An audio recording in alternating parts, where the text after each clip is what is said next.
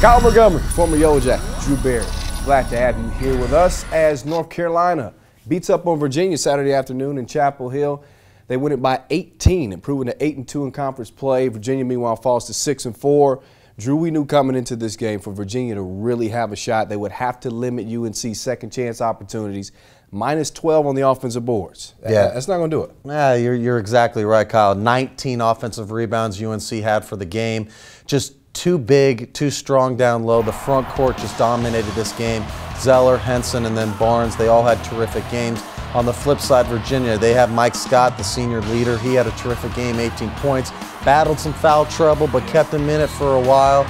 But just again, too much depth, too much height for Carolina, Virginia to match up against. Tyler Zeller, how impressed are you with this big fella?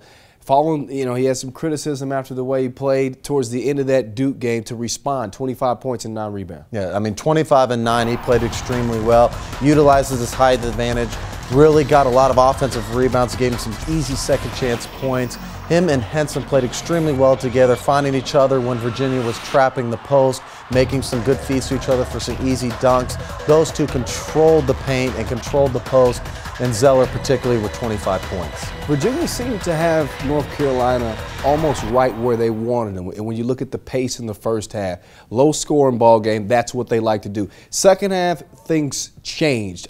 How did they change for North Carolina? Well, I think Virginia played extremely well in the first half, controlling the pace, as you mentioned. They did a good job of using the shot clock, running it down to about 30 seconds, and then getting shot attempts. But in the second half, Mike Scott goes out with the foul trouble. Then you've got missed shots, turnovers. All of a sudden, Carolina is getting that tempo up, pushing the ball, getting some easy baskets, and then all of a sudden, Virginia gets down about 8 or 10, and then that doesn't bode well for their style of play. We both looked at that lead get up to about 7. We say, oh, that's not the way Virginia likes to see it go. Well, they lose for the second time in 3 games. They'll get another shot in North Carolina, though, here in 2 weeks.